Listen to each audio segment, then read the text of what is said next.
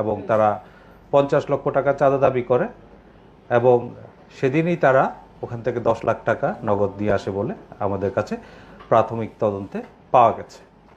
পরবর্তীতে 19 জুলাই রাত 10:30টায় তারা বাকি টাকা 40 লাখ টাকা দেওয়ার জন্য চাপ সৃষ্টি করে এবং আবার ওই ঘটনাস্থলে যায়। পরবর্তীতে তারা ওখান থেকে চলে আসে এবং 26 জুলাই আরও লোকজন বাড়িয়ে তারা ওখানে পুনরায় যায় এবং বাকি টাকা প্রদানের জন্য চাপ সৃষ্টি করতে থাকে। এক পর্যায়ে বাসায় উপস্থিত জনাব সিদ্দিক জাফর নামের ব্যক্তি, উনি পুলিশকে সংবাদ দিলে পুলিশ ঘটনাস্থলে যায় এবং ঘটনাস্থল থেকে 5 জনকে হাতে নাতে গ্রেফতার করে এবং একজন পালিয়ে যায়। তদন্তে প্রাপ্ত তথ্য অনুযায়ী পলাতক ব্যক্তির নাম জানে আলম ওরফে তপু, যে কিনা নিজেকে বৈষম্য বিরোধী ছাত্র আন্দোলনের সমন্বয়ক হিসেবে পরিচয় প্রদান করে।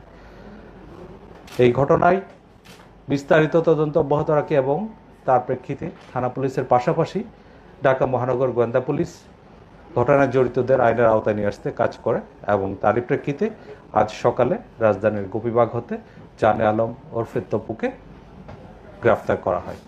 এই নিয়ে এই মামলায় এ পর্যন্ত মোট 6 জনকে গ্রেফতার করা হলো। আপনারা জানেন, গ্রেফতারকৃত রিয়াদের বাবুবাজার বাসা থেকে 2,25,00,000 টাকার 4টি চেক উদ্ধার করা হয় এবং গত পরশুদিন তার বাড্ডার আরেকটি বাসা থেকে নগদ 2,98,000 টাকা উদ্ধার করা হয়। এই ঘটনায় আর যারা জড়িত তাদেরকে আইনের